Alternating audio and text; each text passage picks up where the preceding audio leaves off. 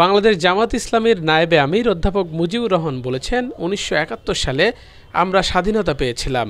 আমাদের বলা হয়েছিল ভোটের অধিকার, ভাতের অধিকার প্রতিষ্ঠা হবে, কিন্তু আমরা কোনো অধিকার পাইনি। তাদের কথা ছিল আমার ভোট আমি দিব, যাকে ইচ্ছা তাকে দিব, কিন্তু তারা সেটিকে উল্টিয়ে করল, আমার ভোট আমি দিব, তোমারটাও আমি দিব। স্বৈরাচাররা কাউকে ভোট দিতে দেয়নি। প্রথমবার স্বাধীন হয়ে আমরা কিছুই পাইলাম না। দ্বিতীয়বার স্বাধীন হয়ে একটি সুফল পেয়েছি, সেটি হচ্ছে আগে কথা বলতে পারতাম না, এখন কথা বলতে পারি। কিছু জালেম পালিয়ে গেলেও জুলুম এখনও বন্ধ হয়নি।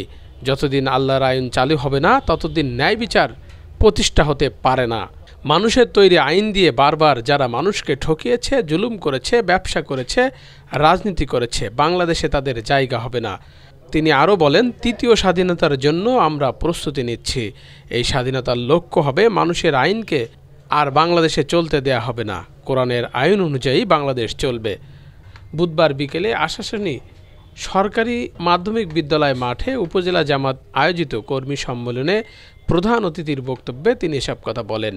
উপজেলা আমির আবু মুসা তারিকুজ্জামান তুষারের সভাপতিত্বে সম্মেলনে বিশেষ অতিথির বক্তব্য রাখেন দলটির কেন্দ্রীয় সাংগঠনিক সেক্রেটারি ও খুলনা অঞ্চলের পরিচালক মুহাদ্দিস আব্দুল খালেক, কেন্দ্রীয় শুরা সদস্য সাবেক জেলা আমির মুহাদ্দিস রবিউল বাশার, কেন্দ্রীয় শুরা সদস্য জেলা আমির উপাধ্যক্ষ শহীদুল ইসলাম মুকুল, সাবেক এমপি গাজী নজরুল সহ অন্যরা।